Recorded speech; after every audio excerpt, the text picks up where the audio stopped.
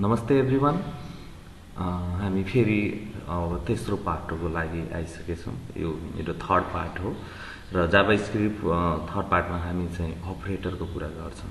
अपरेटरहरू चाहिँ हाम्रो जस्तै थाहा तपाईहरुलाई म्याथमेटिकल अपरेटर हुन्छ, प्लस माइनस गुणन भाग हैन, अनि इन्क्रिमेन्ट र डिक्रिमेन्टहरू। र त्यसै गरेर हामीले कम्पेरिजन अपरेटरहरू पनि हुन्छ, greater than, less than, greater than equal to, less than equal to, not equal to. अनि त्यसै गरी हाम्रो अब अरू पनि लजिकल अपरेटरहरू हुन्छ है। अब एन्ड, अर, हाम्रो यो चाहिँ नट, अब यिनीहरू चाहिँ हाम्रो के हुन्छ, लजिकल अपरेटरहरू हुन्छ, जो इफ कन्डिसनहरूमा युज हुन्छ अथवा धेरै ठाउँमा लुपिङहरूमा पनि युज हुन्छ। त्यसैले हामी अब अपरेटरको काम गरौँ। म तपाईहरुलाई म्याथमेटिकल अपरेटर युज गरेर देखाउँछु। सबलाइन टेक्स्ट यसरी बोलौँ, कन्ट्रोल एन गर्दै है, म यसमा अपरेटर नै लेख्छु। यो मेरो operator.html। सो म operator.html भनेरै लेख्छु यसको, अथवा थर्ड लेखे नै हुन्थ्यो के अरे थर्ड पार्ट। सो यहाँ जाम। अब जावास्क्रिप्ट टाइटल एउटा त हुनु पर्यो, त्यही भएर जावास्क्रिप्ट अपरेटर भनेर लेखेँ। यसमा के हुन्छ भनेदेखि हामीले के सिक्ने हो भनेदेखि यसमा चाहिँ कसरी जावास्क्रिप्टमा चाहिँ हामीले कुनै पनि भ्यारिएबलहरूलाई, भ्यारिएबलको मान, यसको मान चाहिँ 10 छ, y को मान चाहिँ अब 5 छ भने अब हामीले sum equal to x plus y गर्दै भने अब तपाईको डकुमेन्ट डट राइट गर्दाखेरि हामीले यहाँ यदि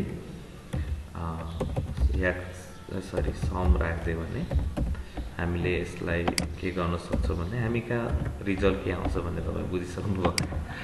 यो एकदमै इजी छ र यसलाई हामी अब जुनमा इन्ट्र्याक्ट गरेँ नि चाहिँ एकपल्ट म इन्टरनेट एक्सप्लोररमा इन्ट्र्याक्ट गरेर देखाउँछु। र यसरी अपरेटर हाम्रो यसरी 15 भ्यालु आउँछ है।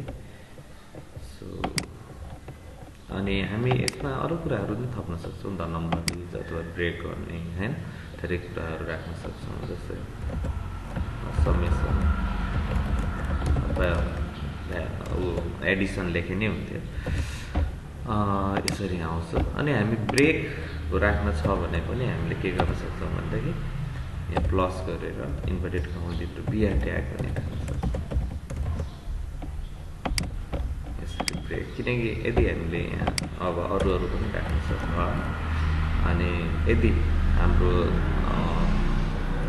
सबट्र्याक्सन निकाल्न छ भने subtraction equal to x minus y गर्दै मैले, अनि हामी यहाँ डकुमेन्ट डट राइट सिमिलरली यो सेम कपी गर्दै इन्टर गर्ने। अब सबट्र्याक्सन भनेर हेरौँ यता, यो सबट्र्याक्सन भ्यालु इज, अनि यहाँ गएर सबट्र्याक्सन, लेट्स सी सबट्र्याक्सन भ्यालु आउँछ, रिफ्रेस गर्नु सबट्र्याक्सन भ्यालु। त्यसै गरेर अब मल्टिप्लिकेसन अघि नै कपी गरेर मैले, त्यसैले यहीँबाट मिल्छ मल्टिप्लिकेसन। तर मल्टिप्लिकेसन हामीले प्रिन्ट आउट गर्नु हो कि माथि मल्टिप्लिकेसनको फर्मुला लाउनुपर्छ, भ्यारिएबल नि हुनु पर्यो नि त, भ्यारिएबल। अनि हामीले के गर्ने यहाँ x इन्टु y, डिभिजन पनि गरे, division value x divide by y। So यो हामी अपरेटरहरू लगाउँदैछौँ यहाँ, र यिनीहरूको हरेकको भ्यालुहरू हामी यहाँ प्रिन्ट गर्न सक्छौँ। डकुमेन्ट डट राइटमा यसलाई हामी अब डिभिजन भ्यालु अब यहाँ राखेर div. So let's have it, अनि रिफ्रेस गरेर हेरौँ कस्तो हुन्छ। सो यो हो हाम्रो भ्यालुहरू है। So thank you.